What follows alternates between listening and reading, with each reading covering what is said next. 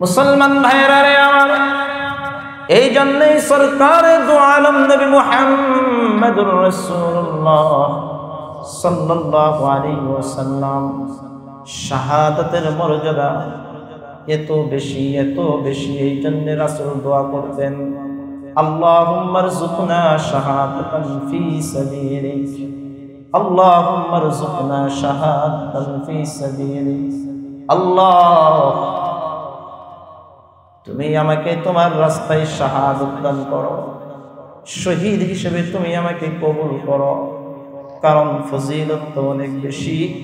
যারা দিন জিন্দা করার জন্য জীবন বিলীন করে দিয়েছে, আল্লাহ তাআলা তাদেরকে জান্নাতের মধ্যে স্পেশাল জায়গা দেয়। তারা সবুজ পাখির আকার ধারণ করে জান্নাতের মধ্যে বিচরণ করে। তাদের মরণ নেই, তাদেরকে আল্লাহ তাআলা তাদের রূহ গুলাকে আলাদা স্পেশাল করে রাখে। এই জন্য সাহাবায়ে কেরাম আল্লাহ তাআলার দ্বীন জিন্দা করার জন্য জীবন উৎসর্গ করে দিয়েছেন। নিজের জিন্দেগির কথা চিন্তা করে নাই, বিবির কথা চিন্তা করে নাই, সন্তানের কথা চিন্তা করে নাই। উহুদের যুদ্ধের ময়দানে হযরত জামুহ রাদিয়াল্লাহু তাআলা প্রতিবন্ধী একজন সাহাবী ছিল। স্বামী স্ত্রী একজন আরেকজনের সাথে কথা বলে। বিবি একদিন মশকারি করে, চিৎকারি করে তার স্বামীকে বলে, তুমি কতই না যুদ্ধে যাও, তুমি যুদ্ধে গিয়ে কি করবে, এমন ভাবে মশকারি করে। আব্দুল্লাহ ইবনে জামুহ রাদিয়াল্লাহু তাআলা যখন উহুদের যুদ্ধের ময়দানে যখন যায়, ঘোড়ার পিঠে যখন ওঠে, আব্দুল্লাহ ইবনে জামুহ আল্লাহ তাআলার কাছে বলে, আল্লাহ মালিক, উহুদের যুদ্ধের ময়দানের দিকে যাচ্ছি, তুমি আমাকে আর বাড়ি ফিরে নিয়ে এসো না, আমি আর বাড়ি ফিরে আসতে চাই না, তুমি আমাকে আর বাড়িতে ফিরে নিয়ে এসো না। উহুদের যুদ্ধের ময়দানে আব্দুল্লাহ ইবনে জামুহ চলে গেলেন, বীর বিক্রমী যুদ্ধ করে করে শাহাদাত বরণ করলেন। যুদ্ধ যখন শেষ হয়ে গেল, ওনার বিবি স্বামীকে তালাশ করার জন্য যুদ্ধের ময়দানে আসছে, স্বামী কোথায়, স্বামী কোথায়। কিতাবের ভিতরে লেখে আব্দুল্লাহ ইবনে জামুহ রাদিয়াল্লাহু তাআলা আনহুর বিবি তালাশ করে করে যখন আব্দুল্লাহ ইবনে জামুহকে যখন পাইলেন শাহাদাত অবস্থায়, আব্দুল্লাহ ইবনে জামুহকে যখন উটের পিঠে উঠাইয়া লাশটাকে যখন বাড়ির দিকে নিয়ে যাবে, বাড়ির দিকে মদিনার দিকে যখন নিয়ে যাবে, যখন রওনা হয়, উট আর বাড়ির দিকে যায় না, উট মাথাটা ঘুরাইয়া দেয়। উটকে আর কোনোভাবে মদিনার দিকে নিয়ে যাওয়া যায় না। স্ত্রী অনেক চেষ্টা করে, উট যায় না। একান্ত নিরুপায় হয় আল্লাহর রাসূলের কাছে গিয়ে বললেন, ইয়া রাসূলুল্লাহ, উটকে তো নিতে পারছিস না, স্বামীর লাশ তো নিতে পারতেছি না। আল্লাহর রাসূল তাকে বলে, তোমার স্বামী যখন বাড়ির থেকে বের হয়েছে তখন কি হয়েছে বলো। তখন তার স্ত্রী বলে, ইয়া রাসূলুল্লাহ, ইয়া হাবিবাল্লাহ, ওগো আল্লাহর নবী, আমার স্বামী আল্লাহ তাআলার কাছে বলেছিল, আল্লাহ তুমি আমাকে আর এই বাড়িতে ফিরিয়ে নিয়ে এসো না, আর এই বাড়িতে ফিরিয়ে নিয়ে এসো না, আমি তোমার রাস্তায় শাহাদাত বরণ করতে চাই, আমি যেন কিয়ামতের দিন শহীদ হয়ে তোমার সামনে দাঁড়াইতে চাই, আমি আর এদিকে আসতে চাই না। আল্লাহর রাসূল স্ত্রীকে ডাক দিয়ে বলে, তাহলে তুমি শুনে নাও, দুনিয়ার আর এমন কোন শক্তি নাই আব্দুল্লাহ ইবনে জামুহকে এখান থেকে মদিনার দিকে নিয়ে যাবে, আর দুনিয়ার কেউ নিতে পারবে না, দুনিয়ার আর কেউ নিতে পারবে না, তুমি এখানেই দাফন করে দাও। কিতাবের ভিতরে লেখে, ওই যে উহুদের প্রান্তরে 70 জন শুহাদায়ে উহুদ, 70 জন সাহাবীর কবর, সেখানে আব্দুল্লাহ ইবনে জামুহ কবরস্থ করা হয়। শহীদের মর্যাদা অনেক। সাহাবায়ে কেরাম এমনি এমনি জীবন উৎসর্গ করে দেয়। এই জন্য আল্লাহ তাআলা বলেন, ওয়াকাতিলু ফি সাবিলিল্লাহ الذين يقاتلونكم ولا تعتدوا إن الله لا يحب المعتدين ওয়াকাতিলু ফি সাবিলিল্লাহ, তোমরা আল্লাহ তাআলার রাস্তায় যুদ্ধ করো, জিহাদ করো। আল্লাযীনা ইউকাতিলুনাকুম, যারা তোমাদের সাথে যুদ্ধ করে তাদের বিরুদ্ধে তোমরাও যুদ্ধ করো। তবে ওয়ালা তাতাদু, তোমরা সীমা লঙ্ঘন করিও না, যুদ্ধের মধ্যেও সীমা লঙ্ঘন করিও না। এর মানে কি? আল্লাহ তাআলা বুঝাইতে চায় বান্দা যুদ্ধের মধ্যেও সীমা লঙ্ঘন হতে পারে। এর দ্বারা উদ্দেশ্য হলো যুদ্ধের মধ্যে যখন তুমি যুদ্ধে যাবে তখন যাতে করে তোমার দ্বারা অন্যায় কোনো কাজ না হয়। কোনো নারীর গায়ে হাত তুলবা না, শিশু হত্যা করবা না, বৃদ্ধ বুড়া বুড়া মানুষদেরকে কখনো হত্যা করবা না। ওয়ালা তাতাদু, আল্লাহ তাআলার স্পষ্ট ঘোষণা, যুদ্ধের ময়দানেও তোমরা কি করবা না? সীমা লঙ্ঘন। আজকে ইসরায়েল কি জবাব দেবে? ওরাও তাই হবে। কি জবাব দেবে? যুদ্ধ নীতি কাকে বলে? এখান থেকে একটা যুদ্ধ নীতি বের করে। আসসালামু আলাইকুম ওয়া রাহমাতুল্লাহি ওয়া বারাকাতুহু।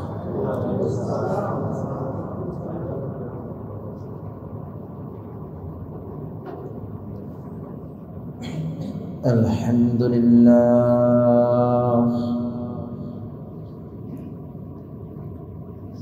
আলহামদুলিল্লাহি ওয়া কাফা ওয়া সালামুন আলা ইবাদিহিল্লাযীনা ইসতাফা।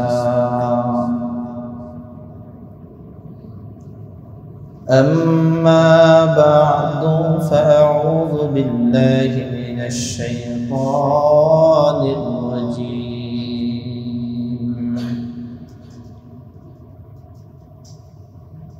بسم الله الرحمن الرحيم.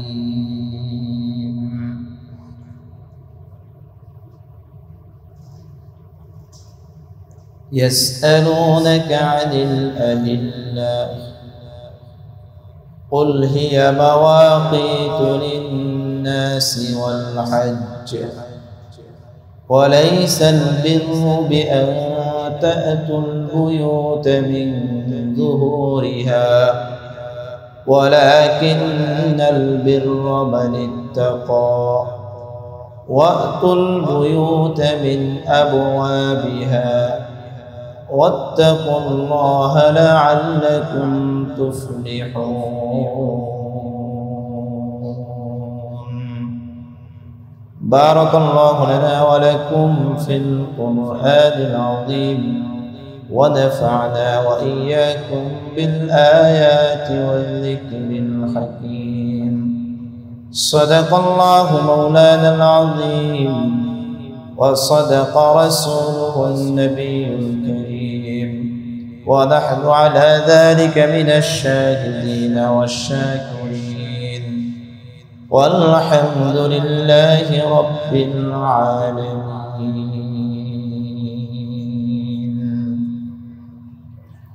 محبة الشتى زبان كله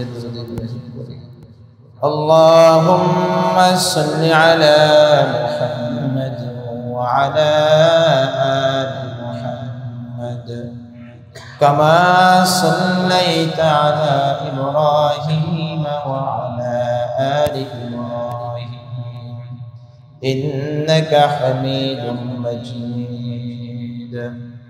اللهم بارك على محمد وعلى آل محمد، كما باركت على إبراهيم وعلى آل إبراهيم إنك حميد مجيد.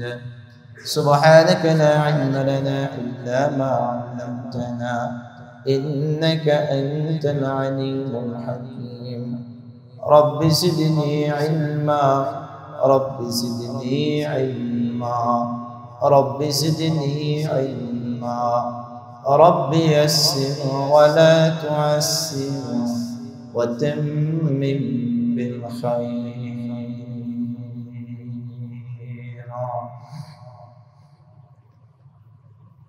الحمد لله। অসংখ্য শুকর ও সুজুদ সেই মহান মালিকের কুদরতি দরবারে, যিনি অত্যন্ত দয়া করে মায়া করে সালাতুল ইশা বা জামাত আদায় করার পর দুনিয়ার হাজারো ব্যস্ততা থেকে মুক্ত করে পৃথিবীর সর্বোৎকৃষ্ট মজলিস, সর্বোৎকৃষ্ট জায়গা কোরআনে কারীমের তাফসীরে মসজিদে বসে কোরআন ও হাদিসের আলোকে কিছু দিনই কথাবার্তা বলা এবং শোনার তৌফিক দান করেছেন। সেজন্য সেই মহান মালিকের কুদরতি দরবারে জবান খুলে কালিমাতুশ শুকরিয়া আদায় করি, বলি আলহামদুলিল্লাহ। মুহতারাম হাজিরিন, গত সপ্তাহে সূরাতুল বাকারার 188 নম্বর আয়াতে কারীমার আলোচনা হয়েছিল। যে আয়াতে কারীমায় আল্লাহ তাআলা হালাল আর হারামের বিবরণ দিয়েছেন, হারামের কথা বলেছেন। যে আয়াতে কারীমায় আল্লাহ তাআলা ঘুষের কথা বলেছেন, দুর্নীতিবাজদের কথা বলেছেন, বিচারকদের কথা বলেছিলেন, সবকিছু মিলিয়ে একটা মানব জাতির জন্য বড় কল্যাণকর একটা আয়াতে কারীমা গত সপ্তাহে গিয়েছিল। যে বান্দার ইবাদত কবুল হওয়ার জন্য হালাল রিজিক শর্ত, হালাল ইনকাম শর্ত। তাফসীরে নূরুল কোরআনে হযরত আব্দুল্লাহ ইবনে ওমর রাদিয়াল্লাহু তাআলা এর একটা বর্ণনা, যে ইবাদত কবুল হওয়ার জন্য হালাল রিজিক যেটা আমরা খাই এটা যেরকম ভাবে শর্ত, আমরা যে বস্ত্র পরিধান করে নামাজ পড়ি, আমরা যে কাপড় পরিধান, যে লেবাস পোশাক পরিধান করে নামাজ পড়ি, এই পোশাকটাও হালাল হওয়া শর্ত। পোশাকটাও বলেন, পোশাকটাও হালাল হওয়া শর্ত। বিশেষ দিক দিয়ে যে পোশাককে নাপাকির থেকে বাঁচানো,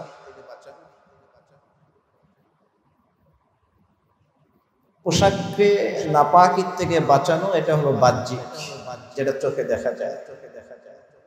আমার পোশাকে যদি প্রস্রাব লাগে, আমার পোশাকে যদি কোনো ময়লা দুর্গন্ধ নাপাক লেগে যায়, তাহলে তো সেই পোশাক দিয়ে কি হবে না, নামাজ হবে না।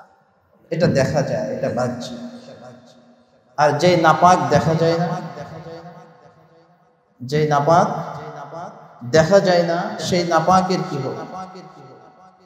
হযরত আব্দুল্লাহ ইবনে ওমর রাদিয়াল্লাহু তাআলা তাফসীরে নূরুল কোরআনে লিখে, কেউ তার একটা বস্ত্র কিনলো, একটা জামা, একটা পাঞ্জাবি কিনলো 10 দিরহাম দিয়ে, অর্থাৎ 10 টাকা দিয়ে একটা পাঞ্জাবি কিনেছে। এর ভিতরে 10 টাকার মাঝে 1 টাকা তার হারাম। 1 টাকা কি হারাম? ওই 1 টাকা হারাম থাকার কারণে ওই পোশাক দিয়ে সে যদি নামাজ পড়ে তাহলে তার নামাজ কবুল হবে, তাহলে তার নামাজ কবুল হবে না। এখন আপনি চিন্তা করেন, অনেক মানুষ তো এরকম আছে যাদেরকে খুশি করার জন্য ঘুষ বাবদ অনেক দামি দামি পোশাক দেওয়া হয়, ঘুষ বাবদ অনেক দামি দামি কি দেওয়া হয়, পোশাক দেওয়া হয়। মোবাইল গিফট করা হয়, মোবাইল গিফট করা হয়, আইফোনের যে এত দাম, এটা মনে হয় আমি 7-8 মাস যাবত মানে এটা জানি। এর আগে আইফোন কি জিনিস, এটা কত ধাপে ধাপে কত কিছু হতে পারে বেশ জানি না, বুঝতাম না।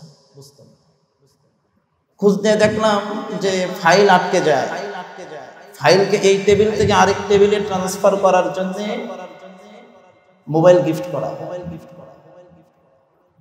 কি মোবাইল গিফট করা হয়, পোশাক গিফট করা হয়, দামি দামি গড়ি গিফট করা হয়, দামি দামি গড়ি গিফট করা হয়। এই দুনিয়া আপনার আর আমার চেয়ে ভালো জানেন।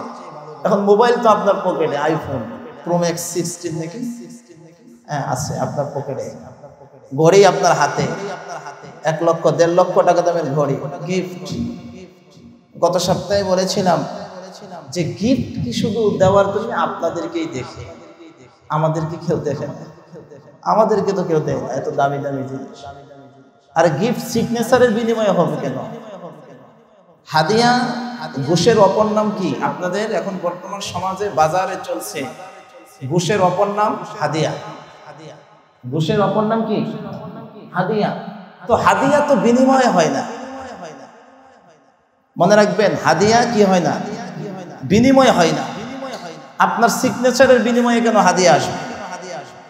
যে আপনাকে সিগনেচার করবে না তাকে দেন না আইফোন। যে আপনাকে সিগনেচার করবে না তাকে দেন না আপনি একটা 1.5 লক্ষ টাকা দামের একটা ঘড়ি, তাকে দেন না আপনি 1 কাঠা জায়গা, তাকে দেন না দেখি একটা প্লট। আপনি যখন এতই দয়ালু, এতই দাতা, তাহলে তাকে দেন। সিগনেচারের বিনিময়ে কেন আমার কাছে আসবে? সিগনেচারের বিনিময়ে যদি কোনো কিছু আসে, এটা হাদিয়া না, এটা হলো ঘুষ।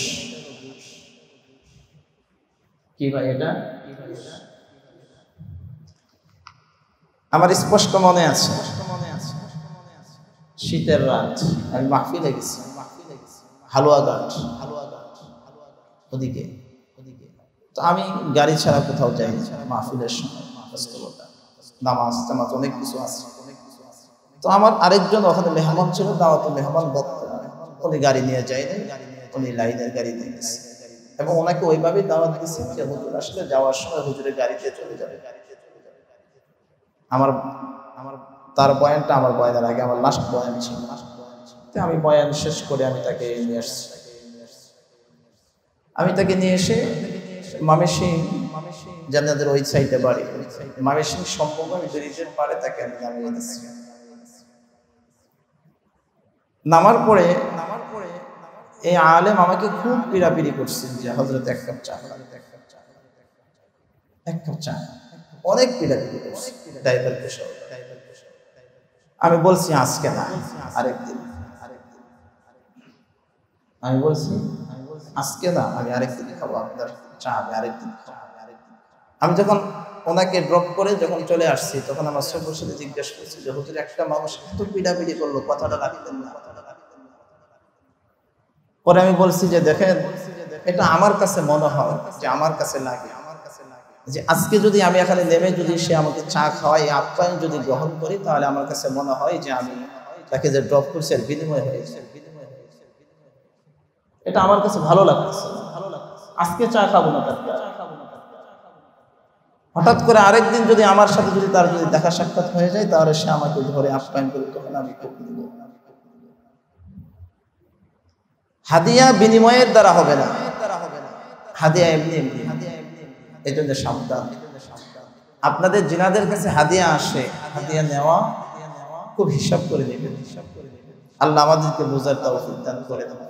এজন্য আব্দুল্লাহ ইবনে ওমর ওই আয়াতের তাফসীরে বলেছেন যে কারো 10 টাকা দিয়ে একটা লেবাস কিনেছে, সেখানে যদি 1টা টাকা যদি হারাম থাকে, তাহলে ওই পোশাক পরে নামাজ পড়লে তার নামাজ কি হবে না? কবুল।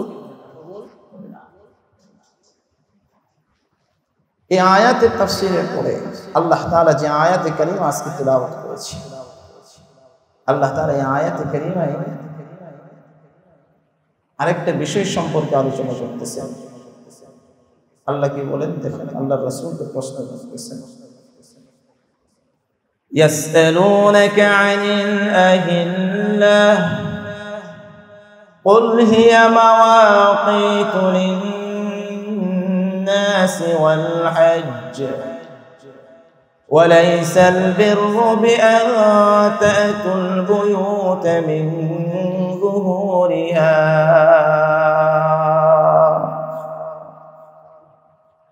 আল্লাহ বলেন ইয়াসআলুনাকা আনিল আহিল্লাহ, হে নবী তারা আপনাকে প্রশ্ন করবে, জিজ্ঞেস করবে কি সম্পর্কে? আনিল আহিল্লাহ, চন্দ্র সম্পর্কে।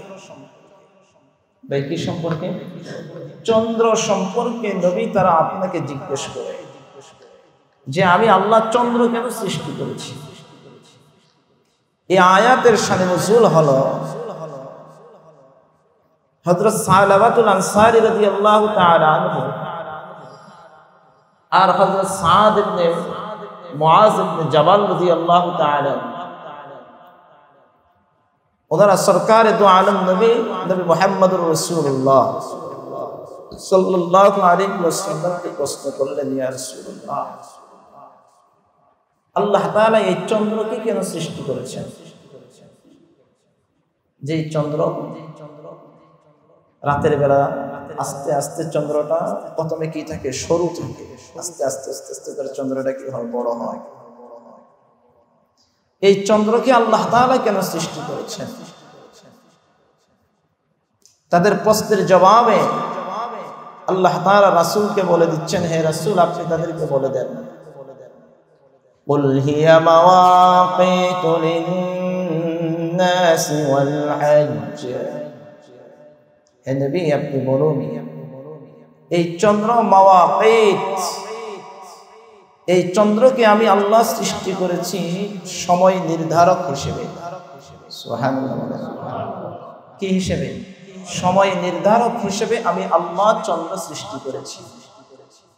সময় নির্ধারক কাদের জন্য? লিন্নাস, মানুষের জন্য আমি আল্লাহ চন্দ্রকে সময় নির্ধারক হিসেবে কি করেছি? সৃষ্টি করেছি।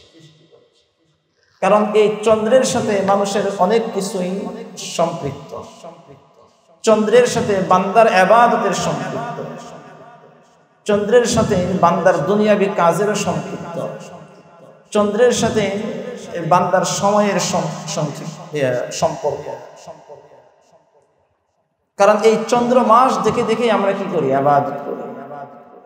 আমাদের প্রত্যেকটা ইবাদত চন্দ্র মাসের সাথে সম্পৃক্ত।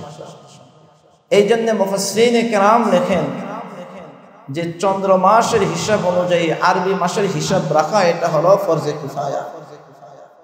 এটা কি? ফরজে কিফায়া। যে কারো না কারো চন্দ্র মাসের হিসাব রাখতে হবে। আর কারণ এর সম্পর্ক কার সাথে? ইবাদতের সাথে। চন্দ্রের সম্পর্ক ইবাদতের সাথে, এই জন্য এর হিসাব রাখতে হবে যাতে করে বান্দা সঠিকভাবে ইবাদত করতে পারে। আপনি চন্দ্রের হিসাব না রাখলে রমাদানের রোজা রাখতে পারবেন না। রমাদানের রোজা রাখা সম্ভব না। চন্দ্র মাসের হিসাব না রাখলে লাইলাতুল নিসফ মিন শাবান, শবে বরাত পালন করা যাবে না। চন্দ্র মাসের হিসাব না রাখলে বা চন্দ্রের যেই সময় নির্ধারক যতগুলা কাজ আছে প্রত্যেকটা ইবাদতের সাথে চন্দ্র মাসের হিসাব না রাখলে হজ করা যাবে না। কি করা যাবে না? হজ করা যাবে না। এই আয়াতে কারিমের ভিতরে আল্লাহ তাআলা হজকে আলাদা করে উল্লেখ করেছেন। আল্লাহ বলেন, কুল হিয়া মাওয়াকিতু লিন-নাসি ওয়াল হজ্জ, যে আমি চন্দ্র সৃষ্টি করেছি মানুষের সময় নির্ধারক হিসেবে আর হজের সময় নির্ধারণ হিসেবে, যাতে করে বান্দা হজের সময় কি রাখতে পারে? হিসাব রাখতে পারে। হজের কথা আল্লাহ তাআলা এখানে স্পষ্ট করেই বলেছেন। কারণ হজ বছরে একবার এবং নির্দিষ্ট দিন, নির্দিষ্ট দিন এবং নির্দিষ্ট পদ্ধতিতে।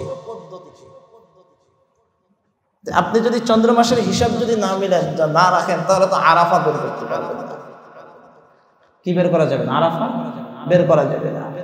আর আল্লাহ রাসূল বলেছেন কি? আরাফাই হলো হজ। হজ কার নাম? আরাফার নাম। চন্দ্রের হিসাব না রাখলে আপনি হজের যে আনুষঙ্গিক ইবাদতগুলো আছে সেগুলোও করা যাবে না। এই জন্য আল্লাহ বলেন, আমি এই যে চন্দ্র সৃষ্টি করেছি মানুষের সময় নির্ধারক হিসেবে, ওয়াল হজ, আর হজের সময় নির্ধারক হিসেবে আমি আল্লাহ তাআলা কি করেছি? চন্দ্র সৃষ্টি করেছি। দুই ভাবে এখন বর্তমানে হিসাব, একটা হলো সৌরজগতের আর একটা কি চন্দ্রজগৎ। সৌরজগতের চন্দ্র জগতের হিসাবের চাইতে সৌরজগতের হিসাব রাখা কঠিন। সৌরজগৎ চন্দ্র জগতের চাঁদের হিসেবে হিসাব রাখা অনেক সহজ। এটা যে কেউ রাখতে পারে। এটা শিক্ষিত অশিক্ষিত, হ্যাঁ, সবাই চন্দ্রের মাসের হিসাবে তাদের জন্য রাখা সহজ। চাঁদের হিসাব করে করে রাখে।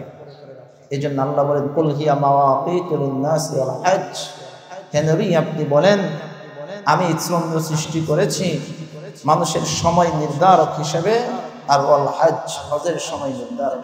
সুবহানাল্লাহ। পরের আয়াতের অংশে আল্লাহ তাআলা আইয়ামে জাহিলিয়াতের একটা কুসংস্কার রদ করতেছেন। আইয়ামে জাহিলিয়াতের ওই সময়তে মানুষের একটা কুসংস্কার ছিল, যেরকম আমাদের সমাজের মাঝে অনেক কুসংস্কার আছে, অনেক কুসংস্কার আমাদের সমাজে এখন বাস আছে। এখন আগের চাইতে অনেক মানুষ উন্নত হয়েছে, অনেক মানুষ ছেড়ে আসছে, তারপরেও আছে। অফিসে যাবেন, বাসার থেকে বের হয়েছেন, মাথার উপরে যদি কাক ডাকে, মাথার উপরে যদি কি ডাকে, কাক ডাকে, তাহলে একটা ইয়া হলে যে আজকে মনে হয় কেউ মারা গেছে বা কোনো কুলক্ষণ আছে। দোকানদার সকালবেলা সে কখনোই বাকি দিবে না, কি দিবে না, বাকি দিবে না। এর ইয়া কি কারণ হলো যে আজকে যদি বাকি দিয়ে শুরু করি তাহলে সবসময় আমার বাকিতেই যাবে, ঠিক আছে, সারাদিন বাকিতেই যাবে। এই জন্য সে কি দেয় না, বাকি দেয় না। কোথায় পেলে পুরান হাদিস কোথায়? এই জন্য কুসংস্কার আপনার আর আমার সমাজের মাঝেও অনেক আছে, অভাব নেই, অভাব নেই। এক সময় এরকম একটা কুসংস্কার ছিল যে স্বামী স্ত্রীর রাতে শোয়ার ভিতরে ওদের স্বামীকে ডান পাশে রাখতে হবে, বাম পাশে স্বামী যদি ঘুমায় তাহলে নাকি অনেক কুলক্ষণ, অনেক কিছু মুরব্বীদের কাছ থেকে। তো কুসংস্কারের অভাব নেই। তো ওই জমানাতেও কুসংস্কার ছিল। আল্লাহ তাআলা এই আয়াতে কারিমা একটা কুসংস্কার রদ করতেছেন, প্রত্যাখ্যান করতেছেন। আইয়ামে জাহিলিয়াতের জামানায় কুসংস্কারটা তাদের কি ছিল? তাদের কুসংস্কারটা ছিল এটা, তারা যখন হজের ইহরাম বাঁধত, কি হজের ইহরাম বাঁধার পরে যদি কোনো প্রয়োজনে তাদের বাড়িতে যাওয়ার প্রয়োজন হইত, কোনো কারণে, কারণ তারা তো সবাই তো আশপাশেই ছিল, মক্কা শরীফের আশপাশেই তো তারা ছিল, এই যে কোনো কারণে হজের ইহরাম বাঁধার পর তাদের বাড়িতে ঢোকার কি আছে, জরুরত আছে, যে কোনো কারণে, তখন তারা যখন বাড়িতে ঢুকতো, প্রবেশ করত, তখন তারা বাড়ির পিছনের দরজা দিয়ে ঢুকত, বাড়ির পিছনের দরজা দিয়ে, অথবা পিছনের সাইডের কোনো বাউন্ডারি দেয়াল ভেঙ্গে তারপরে ঢুকত। আপনারা আরো হাসবেন, আশ্চর্য মনে হবে, আইয়ামে জাহিলিয়াতের জামানায় এমনকি তাফসীরের কিতাবের ভিতরে লেখে যে তারা ছাদ ভেঙ্গে তারপর পিছন দিতে, ঘরের ছাদ ভেঙ্গে। এখন তাদের ছাদ তো অনেক সময় এরকম তো অত্যাধুনিক ছিল না, হয়তো গাছের ডালপালা দিয়ে পাতা ওগুলো ভেঙে তারা হজের ইহরাম বাঁধার পরে এরকম করতো। কেন? তারা মনে করতো যে হজের ইহরাম বাঁধার পরে আমরা যদি সদর দরজা দিয়ে, বাড়ির সদর দরজা দিয়ে সামনের দিক দিয়ে যদি আমরা যদি ঢুকি তাহলে এটা অকল্যাণ হবে। এটা কি হবে? অকল্যাণ হবে, এটা ঢোকা যাবে না, হজ কবুল হবে না, অকল্যাণ হবে। এই একটা তাদের দৃষ্টিভঙ্গি ছিল। এই জন্য তারা হজের ইহরাম বাঁধার পরে তাদের যখনই কোনো জরুরত হতো তখন তারা বাড়ির পিছনের দিক দিয়ে ঢুকত। আল্লাহ তাআলা এই কুসংস্কারকে আল্লাহ তাআলা রদ করতেছেন যে তোমরা যে কাজ করতেছো এই কাজের মাঝে কোনো নেকি নাই। তোমরা মনে করতেছো যে আমরা পিছনের দিক দিয়ে ঢুকতেছি, ভালো কাজ করছি, নেকি করছি, আসলে এর মাঝে কোনো কি নেই, নেকি। وليس البر بأن تأتوا البيوت من ظهورها ولكن البر من اتقى আল্লাহ বলেন ওয়ালাইসাল বির, কোনো নেকি নাই, কোনো কল্যাণ নাই, বিআন তাতুল বুয়ুতা মিন যুহুরিহা, তোমরা যদি ঘরের পশ্চাৎ দিক থেকে, পিছন দিক থেকে যদি তোমরা আসো, তোমাদের ঘরের পিছনের দিক দিয়ে আসার মাঝে তোমাদের জন্য কোনো কল্যাণ, কোনো কল্যাণ নেই। কল্যাণ কিসে? ওয়ালাকিন্নাল বিররা মান ইত্তাকা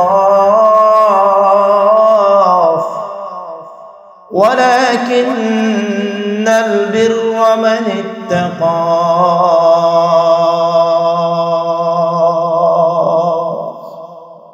আল্লাহ বলেন কল্যাণ হলো মান ইত্তাকা যে আল্লাহকে ভয় করে সুবহানাল্লাহ যে আল্লাহকে কি করে ভয় করে আল্লাহকে ভয় করার মাঝে হলো কল্যাণ তোমরা যে পদ্ধতি গ্রহণ করছো এর মাঝে কোনো কি নেই কল্যাণ নেই আল্লাহ তাআলা হজের অন্য আয়াতে কারিমে আল্লাহ তাআলা এই কথাটা আবার বলেছেন সেখানেও বলেছেন একটা শানে নজুল ছিল যে ইয়ামান প্রদেশের কিছু লোক তারা যখন হজ করার জন্য আসতো তখন তারা কোনো পাথেয় নিয়ে আসতো না কোনো সামানা নিয়ে আসতো না তারা বলতো ফি সাবিলিল্লাহ আল্লাহ আল্লাহ চালাইব কি আল্লাহ চালাইব এর উপর ভরসা করে আসতো আর মানুষের উপর বোঝা হইত মানুষের উপর কি হইতো বোঝা আশপাশের এলাকার মানুষের উপর কারণ তার ভরণ পোষণ খাবার দাবার এগুলো তাদের মতো একটা বোঝা যেরকম ভাবে এখনো দেখা যায় যে বাইতুল্লাহর আশপাশে দেখবেন এরা মনে হয় সোমান বা ওই সাইডের কিছু মানুষ হবে ফি সাবিলিল্লাহ খাবার নেওয়ার জন্য লাইন ধরে বাইতুল্লাহর পাশে দুপুরের সময় লাইন ধরছে এবং ওরা কি করে ওই ব্রিজের নিচে বসে খাচ্ছে খাবারের কোনো টাকা লাগে না ওই বাইতুল্লাহর পাশে ওই ভুলে গেলাম বলেন ওই যে মসজিদ আবু বকরের পাশের যেই হিলটনের পাশে যেখানে লাইন ধরে ধরে তারা খাবার দিচ্ছে খাবার দেয় নিয়ে না মিসফলা তো বহু দূর আবার বাঙালি যারা কাজ করে বা ওখানে আশপাশে যারা কাজ করে তারাও সেই খাবার নিয়ে এটাকে সাবিল ওই সাবিল দিয়ে দিয়ে তারা খাচ্ছে আল্লাহ রাস্তার খাবার আর আল্লাহ এটাও নিষেধ করেছেন কই না অন্যের বোঝা হয়ে যায় না যে তোমরা মনে করতেছো যে সামানা নিয়ে যাওয়াটা বুঝি অন্যায় কোনো কাজ কই না তুমি তোমার হজের সকল পাথেও তুমি নিজে কি করবা সাথে নিয়ে যাবে আর তারপরে ফাতাজাওয়াদু সর্বোত্তম পাথেয় হলো আল্লাহ তাআলার ভয় কি আল্লাহ তাআলার ভয় এই কথাটাই আল্লাহ বলেছেন হজ করতে যাইবা হজ করতে আসছো হজের ইহরাম বেঁধেছো এই কাজ না করে হজের যাবতীয় হুকুম আহকাম গুলাকে আল্লাহকে ভয় করে করে তোমরা কি করো পালন যে আল্লাহ কিভাবে হজের হুকুম পালন করতে বলেছেন রাসূল কিভাবে হজের হুকুম আহকাম পালন করতে বলেছেন আল্লাহকে কিভাবে তুমি খুশি করবে এই চিন্তা ফিকির করো এই ভয়টা তোমার দিলের ভিতরে রাখো তাকওয়া রাখো এটা হলো সবচেয়ে উত্তম কাজ আর এটা হলো নেকির কাজ সুবহানাল্লাহ ওয়ালাকিন্নাল বিররা মান ইত্তাকা এইজন্য হাদিসের ভিতরে কি আসছে হজের ফজিলত কি আসছে যে মান হাজ্জালিল্লাহ ফালাম ইয়ারফুস ওয়ালাম ইয়াফসুক রাজা ইয়াউমিন কায়াউমিন ওয়ালা তাহকুম যে হজ করলো কোনো ফিস্ক ফুজুরি কোনো গুনাহের কাজ করলো না অন্যায় কোনো কাজ করলো না হজ শেষ করার পরে সে মাতৃভূমিতে এমন ভাবে আসলো সে যেন মাত্র তার মার গর্ভ থেকে ভূমিষ্ঠ হাজি একদম মাতৃগর্ভ থেকে ভূমিষ্ঠ হলো এরকম কখনো হয় কোন হাজি হয় যে হাজির ভিতরে আল্লাহর ভয় থাকে যে হাজির কি থাকে আল্লাহর ভয় থাকে হজ করতে গিয়ে খাবার নিয়ে মারামারি হোটেলের বিছানা নিয়ে মারামারি মুআল্লিম কোথায় এজেন্সি কোথায় এগুলা করলে তো আর কি থাকবে না আপনার হজ থাকবে না আল্লাহ আমাদেরকে বুঝদান করেন আল্লাহ সেই কথাটাই বলেছেন ওয়ালাকিন্নাল বিররা মান ইত্তাকা ওয়াতুল বুয়ুত মিন আবওয়াবিহা আল্লাহ বলেন ওয়াতুল বুয়ুত মিন আবওয়াবিহা বরং তোমরা তোমাদের ঘরে প্রবেশ করো তোমাদের দরজা দিয়ে কি দিয়ে তোমরা তোমাদের দরজা দিয়ে অর্থাৎ সামনের দরজা দিয়ে তোমরা কি করো প্রবেশ করো পিছনের দরজা দিয়ে প্রবেশ করার কোনো দরকার নেই আর পিছনের দরজা দিয়ে প্রবেশ করার মাঝে কোনো কল্যাণও নেই ওয়াত্তাকুল্লাহা লাআল্লাকুম তুফলিহুন واتقوا الله لعلكم تفلحون আল্লাহ বলেন আল্লাহকে ভয় করো। ভয় করবো কাকে? দেখেন প্রত্যেকটা কথায় রব বলেছেন তুমি তোমার রবকে ভয় করো। কারণ এক রবের ভয়, আল্লাহর ভয় যদি আপনার আমার দিলের ভিতরে হর সেক্টরে ঢুকে যায় তাহলে বান্দা কামিয়াব, বান্দা কামিয়াব। বিশেষ করে হজের প্রত্যেকটা হুকুম আহকামের ক্ষেত্রে রব ওয়াত্তাকুল্লাহ ওয়াত্তাকুল্লাহ ওয়াত্তাকুল্লাহ, হজের যতগুলো আয়াত আছে আয়াতের শেষে ওয়াত্তাকুল্লাহ। কারণ হজের ভিতরে যে কাজগুলো হয় অন্য কোনো ইবাদত হয় না। হজের ভিতরে ঝগড়া হয়, নামাজের ভিতরে ঝগড়া হয় না। কি হয়? হজের মধ্যে ঝগড়া হয়, নামাজে কি হয় না? রোজার মধ্যে ঝগড়া হয় না, রোজাতে ঝগড়া, দেওয়ার ক্ষেত্রে ঝগড়া হয় না। কিন্তু হজের ভিতরে আল্লাহ স্পষ্টই করেছেন কোরআনে কারীমের আয়াতের ভিতরে, কই সাবধান, হজ কবুল হওয়ার জন্য এক নম্বর শর্ত ফালা জিদালা ফিল হজ। হজের ভিতরে কোনো কি নাই? ঝগড়া নাই। ফালা জিদালা ফিল হজ, হজের মধ্যে কোনো কি করা যাবে না? ঝগড়া করা। এই ওয়াজ যদি এজেন্সিওয়ালারা করে তাহলে হাজিরা কই এরা তো বলবে এবারে পক্ষের ওয়াজ। হাজিরা বলে এটা কি এদের পক্ষের ওয়াজ, সরকারি বলে বেসরকারি বলে। আল্লাহ সাক্ষী, আল্লাহ মাফ করুন। আল্লাহ হজের ভিতরে ঝগড়ার কথা উল্লেখ করলো কেন? এর কারণ হলো এটা ঝগড়া হয়, পদে পদে ঝগড়া হয়, মুহূর্তে মুহূর্তে ঝগড়া হয়, মিনাতে ঝগড়া হয়, আরাফাতে ঝগড়া হয়, মুজদালিফায় ঝগড়া হয়। শয়তানকে পাথর মারতে যাচ্ছে, যাওয়ার আগে হেরা নিজেরা এক দুইবার শয়তান মারামারি শেষ। শয়তান পাথর মারার আগেই এরা একজন আরেকজনের মারামারি করা শেষ। বলে জিদালা ফিল হজ, হজের ভিতরে ঝগড়া দেয়। এই জন্য আল্লাহ বারবার বলেছেন ওয়াত্তাকুল্লাহ, আল্লাহকে ভয় করো, আল্লাহকে ভয় করো। আবার যারা এটাও বলে, কিছু বান্দা এরকম আছে কি এই হজের ভিতরে আছে, কিচ্ছু বলবো না, হজটা শেষ করতে দে, দেশে গিয়ে কি আছে না, এটা শয়তানের আরেক রূপ। নেক্সট সূরাতে ও কিন্তু ঝগড়া করার নিয়ত কিন্তু ইহরাম বাঁধা থাকা অবস্থায় করে ফেলছে, কিচ্ছু বলবো না, হজ নষ্ট হয়ে যাবে, গেলে সরকারি হাজিরা কিচ্ছু বলবো না, যাইলে মন্ত্রণালয়ে গিয়ে অবজেকশন দেবো বা ধরবো, বড় বড় অফিসাররা থাকে। ভাই তুমি তো হজের ইহরাম বাঁধা অবস্থায় তুমি ঝগড়া করার নিয়ত করে ফেললা, এই নিয়তের প্রতিদান কোথায় যাবে? আল্লাহ ঝগড়া করতে নিষেধ করেছেন, তার কোনো অবস্থাতেই করবো না, আমি একদম আল্লাহর জন্য ধৈর্য করেছি, আল্লাহর জন্য সবর করেছি, হজের পরেও না আগেও না। তুমি যদি আমার হক নষ্ট করে থাকো, আমার সাথে তোমার যে কমিটমেন্ট ছিল তুমি যদি নষ্ট করে থাকো, তাহলে এর জবাব তুমি দিবা। এর জবাব কি দিবা? তুমি দিবা। আমি আল্লাহর জন্য ইবাদত করতে আসছি, ইবাদত করে চলে যাবো, এটা উত্তম পন্থা। আল্লাহ আমাদেরকে বুঝতে না বলে ওয়াত্তাকুল্লাহা লাআল্লাকুম তুফলিহুন।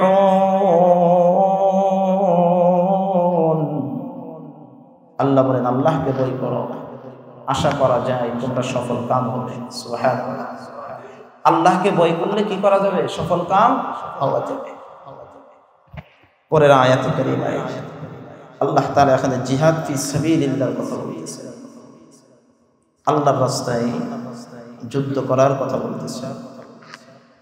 এখানে অনেক মানুষ আছেন, আপনাদেরকে একটা কথা বলি আমি, আল্লাহর রাস্তায় জিহাদ করা আর দেশের জন্য জিহাদ করা রাতারাতি। দেশের জন্য কেউ যদি লড়াই করে, যদি শাহাদাত বরণ করে, আপনাদের ভাষায় নিহত হয়, তাহলে কি সে কি শহীদ হবে? বলেন, সে কি শহীদ হবে? জানা আছে? প্রমাণটা আমি দিয়ে দিচ্ছি, বুখারী শরীফের হাদিস, ৭৪৫৮ নম্বর হাদিস, বুখারী শরীফের হাদিস ৭৪৫৮ নম্বর হাদিস, মুসলিম শরীফের ১৯০৪ নম্বর হাদিস এবং তাফসীরে মাআরিফুল কুরআনে ফি সাবিলিল্লাহ আল্লাহর রাস্তায় জিহাদ করা, যুদ্ধ করার এই ব্যাখ্যায় এনেছেন, হাদিসের রেফারেন্সে এনেছেন যে কেউ যদি জাতীয়তাবাদী চিন্তায় অথবা দেশকে, মাতৃভূমির জন্য কেউ যদি লড়াই করে, তাহলে সেটাকে ফি সাবিলিল্লাহ বলা হবে না। সেটাকে কি হবে না? ফি সাবিলিল্লাহ বলা, যে আল্লাহর রাস্তায় যুদ্ধ করেছে, বিষয়টা এরকম না। হাদিসের ভিতরে আল্লাহ রাসূল স্পষ্ট করে এই সুন্দর করে ঘোষণা করেছেন। সরকারে দু আলম নবী মুহাম্মদুর রাসূলুল্লাহ সাল্লাল্লাহু আলাইহি ওয়াসাল্লাম বলেন, গোত্রীয় সম্মান রক্ষা করার উদ্দেশ্যে অথবা বীরত্ব প্রকাশ করার উদ্দেশ্যে কেউ যদি লড়াই করে, যুদ্ধ করে, তাহলে সেই যুদ্ধকে ফি সাবিলিল্লাহ, আল্লাহর রাস্তায় যুদ্ধ করেছে, এটা বলা যাবে না, এটা বলা হবে না, এটা বলা যাবে না। সে দেশের জন্য যুদ্ধ করেছে, সব ঠিক আছে। ফি সাবিলিল্লাহ, আল্লাহর রাস্তায় জিহাদ ওটাকেই বলা হবে যেই বান্দা আল্লাহর দ্বীন কায়েম করার জন্য যুদ্ধ করে শাহাদাত বরণ করেছে, সেই হলো ফি সাবিলিল্লাহ। আর তাকে শাহাদাতের মর্যাদা দান করা, তাকে কি মর্যাদা হবে? শাহাদাতের মর্যাদা দান করা হবে।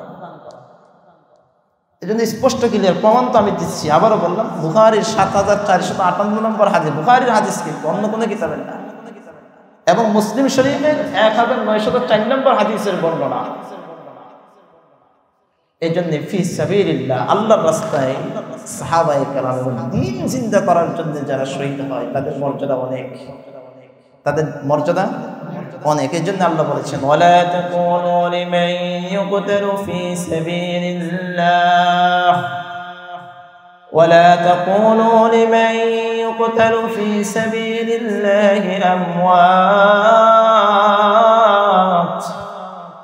বাল আহইয়া ওয়ালাকিন লা তাশউরুন। আল্লাহ বলেন, ওয়ালা তাকুলু লিমান ইউকতালু ফি সাবিলিল্লাহ, যারা আল্লাহ তাআলার রাস্তায় শহীদ হয়েছেন, যাদের জীবন বিলীন করে দিয়েছেন, তোমরা তাদেরকে মৃত বলিও না। তোমরা তাদেরকে কি বলিও না? মৃত বলিও না। রাসূল যখন যুদ্ধের জন্য যখন কোনো কাফেলা পাঠাইতেন, যিনি যুদ্ধের কমান্ডার হইতেন, আল্লাহর রাসূল সর্বপ্রথম বলে দিতেন, কয় সাবধান, যুদ্ধে যাচ্ছ, কোন সময় নারীর গায়ে হাত তুলবা না, শিশু বাচ্চার গায়ে হাত তুলবা না, বৃদ্ধের গায়ে হাত তুলবা না, এমনকি কাউকে প্রথমে আক্রমণও করবে না, আক্রমণ আগে করবে তুমি করবে। আর আজকে কিভাবে শিশুগুলাকে ফিলিস্তিনে, গাজাতে নারী বৃদ্ধ মানুষদেরকে মেরে মেরে সাফ করেছে। এই আয়াতের একটা সামনেজুল আছে, তাফসীরের কিতাবের ভিতরে লেখে।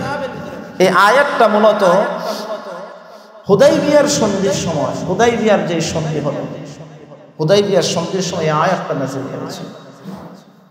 এই আয়াতটা রাসূলুল্লাহ সাল্লাল্লাহু আলাইহি ওয়াসাল্লাম ষষ্ঠ হিজরিতে প্রায় ১৪০০ সাহাবায়ে কেরাম নিয়ে উমরা করার উদ্দেশ্যে মদিনাতুল মুনাওয়ারা থেকে মক্কাতুল মুকাররমার দিকে রওনা। আস্তে আস্তে যখন হুদাইবিয়া নামক স্থানে আসলো, হুদাইবিয়া নামক স্থানে আসার পরে কাফেররা তাদেরকে আটকে দিল যে তোমরা উমরা করতে পারবে না। তখন হুদাইবিয়ার ওই সময়তে মুসলমানদের সাথে আর কাফেরদের সাথে কিছু কি হয়, সন্ধি হয়। আর সন্ধিটা হয়েছিল 10 বছরের জন্য। সন্ধির ভিতরে একটা সন্ধি এটা ছিল যে তোমরা এই বছর হজ করতে পারবে না, তোমরা রিটার্ন চলে যাবে, আগামী বছরের জন্য হজ করতে আসবে, তাও সময় 3 দিন। এরকম কিছু চুক্তি হয়েছিল। সমস্ত মুসলমান সাহাবায়ে কেরাম মদক্ষণ বাদে, কারণ সব সন্ধিগুলা মুসলমানদের বিরুদ্ধে, কিন্তু রাসূল কি করেছেন? মেনে নিয়েছেন।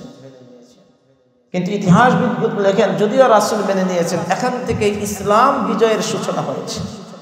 যদিও বাহ্যিকভাবে সেটা দেখা গিয়েছে মুসলমানদের বিপক্ষে, আসলে সন্ধি বিপক্ষে ছিল না। তো যখন তাদেরকে বাধা দেয়, ওই বাধাটা তো দিচ্ছে কোথায়? হারাম শরীফের আশপাশে মক্কাতুল মুকাররমায় এই যুদ্ধ হবে। তখন সাহাবায়ে কেরামরা পেরেশান হয়ে গেল যে হারাম শরীফে মক্কাতুল মুকাররমায় তো যুদ্ধ করা নিষেধ, হারাম শরীফে হুদুদের ভিতরে যুদ্ধ করা কি হারাম। এমনকি একটা পশু পাখির জানও সেখানে নিরাপদ, শত্রুর জানও নিরাপদ। কোন শত্রু যদি হুদুদের ভিতরে ঢুকে যায় তাহলে সেখানে তার শাস্তি প্রয়োগ করা হয় না, কোন শত্রুকেও সেখানে মারা যায় না, হত্যার বদলাও সেখানে নেওয়া যায় না। এই জন্য ওখান থেকে বের করে তারপরে হুদুদের সীমানার বাহিরে গিয়ে তার শাস্তি দেওয়া হয়।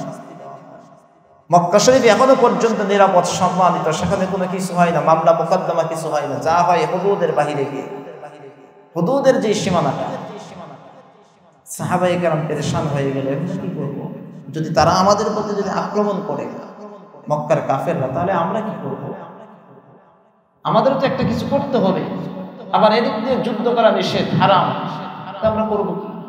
তখন আল্লাহ আয়াত নাযিল করেছেন, ওয়াকাতিলু ফি সাবিলিল্লাহ, তোমরা আল্লাহ তাআলার রাস্তায় যুদ্ধ করো। আল্লাযীনা ইয়াকাতিলুনাকুম, যদি তারা তোমাদের বিরুদ্ধে কি করে যুদ্ধ করে, যদি তারা যুদ্ধ করে তাহলে তোমরা করো, তারা না করলে কোনো করার দরকার নাই। তবে তোমরা যদি তাদের মোকাবেলা করো, সেখানেও আল্লাহ আদেশ করতেছেন ওয়ালা তা'তাদু, তোমরা সেই যুদ্ধ করার মাঝেও কি করবে না, সীমা লঙ্ঘন করবে না। অর্থাৎ সেখানে সীমা লঙ্ঘনের ব্যাখ্যায় ওয়ালা তা'তাদু, সীমা লঙ্ঘনের ব্যাখ্যায় আল্লাহ তাআলা যুদ্ধ নীতি বয়ান করেছেন যে তোমরা মহিলার গায়ে হাত উঠাবে না, তোমরা শিশুদের গায়ে হাত উঠাবে না, তোমরা বৃদ্ধ মানুষদের গায়ে হাত উঠাবে না, দুর্বল কমজোর প্রতিবন্ধী মানুষের গায়ে হাত উঠাবে না। তোমরা শুধু তাদের বিরুদ্ধে যুদ্ধ করবে যারা তোমাদের মোকাবেলা করতে আসবে, যারা তোমাদের। ইন্নাল্লাহা লা ইউহিব্বুল মু'তাদিন,